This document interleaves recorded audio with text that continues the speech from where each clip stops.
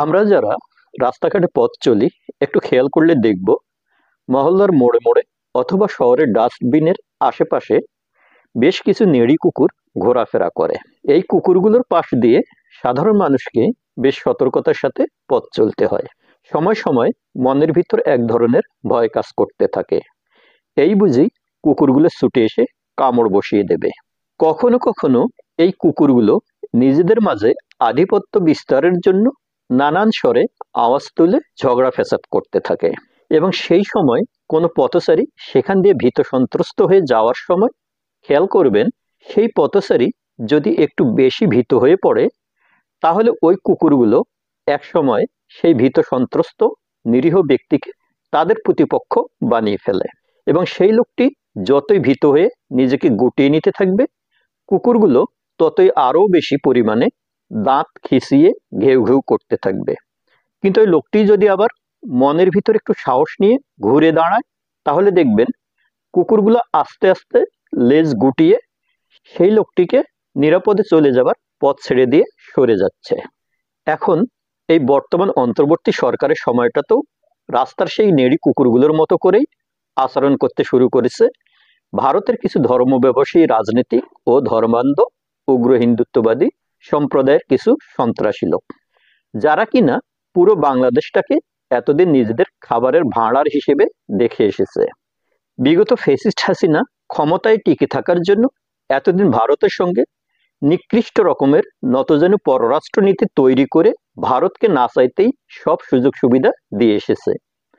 ফলে তাদের মাঝে এমন একটা ধারণা তৈরি হয়েছে যে বাংলাদেশ যেন তাদের অন্যান্য রাজ্যের মতোই আর একটা অঙ্গরাজ্য।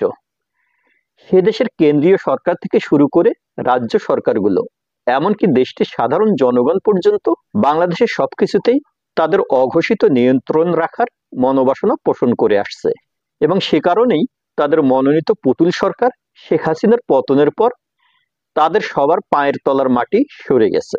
সাম্প্রতিক বিপ্লবের ফলে বাংলাদেশে সমাজ ও রাষ্ট্রীয় ব্যবস্থায় এমনকি আন্তর্জাতিক সম্পর্কে পরিবর্তনের যে নতুন ধারার সূচনা হয়েছে সেই ধারাকে ভারত সরকার ও তাদের রাজনীতিকরা, এমনকি দেশটির জনগোষ্ঠী কিছুতেই মেনে নিতে পারছে না।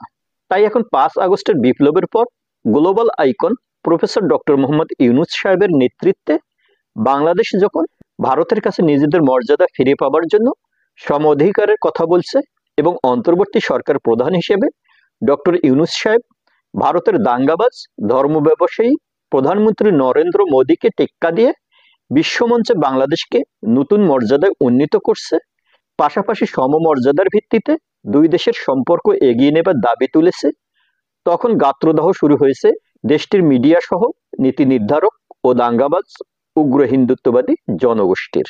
একই সাথে তারা রাজনীতির সবচেয়ে নোংরা খেলা খেলার জন্য সংখ্যালঘু নির্যাতনের কথিত ইস্যুকে সামনে তুলে আনার চেষ্টা করছে, যার সাথে যোগ দিয়েছে ভারতের বি টিম, বাংলাদেশের পলাতক ফ্যাসিস্ট সাবেক প্রধানমন্ত্রী শেখ হাসিনা এবং তারই পতিত আওয়ামী লীগের ঝান্ডাধারী ভারতের পাঁচাটা দেশবিরোধী কুচক্রী নেতারা। এখন ঘরের শত্রু বিভীষণ হাসিনা ও তার দল আওয়ামী লীগকে প্রতিহত করার জন্য যেমন সব রকম পদক্ষেপ নেওয়া বাংলাদেশের সরকার থেকে শুরু করে সব দলমত, শ্রেণী পেশার মানুষ সহ সব ধর্মের জনগোষ্ঠীর নৈতিক দায়িত্ব হয়ে দাঁড়িয়েছে, তেমনি ভারতের অযাচিত ঘেউ ঘেউয়ানিকে রুখে দেবার জন্য রাস্তার সেই নেড়ি কুকুরকে যেভাবে প্রতিহত করা হয় সেইভাবে মেরুদণ্ড সোজা করে দলমত, ধর্ম, বর্ণ নির্বিশেষে সব দেশবাসীকে ঘুরে দাঁড়াতে হবে, এবং সেই উপযুক্ত সময়টা হচ্ছে বর্তমান অরাজনৈতিক ডক্টর ইউনূসের অন্তর্বর্তী সরকারের এই সময়টা। বুদ্ধি বলে যা কিছু করার তা সব এখনই করতে হবে, তা না হলে যতই দিন যাবে ততই উগ্রবাদী ভারতের দাপট আরো বেড়ে যাবে। ভালো থাকি, ভালো রাখি সবাইকে। ভালো লাগলে চ্যানেলটি সাবস্ক্রাইব করি। ধন্যবাদ।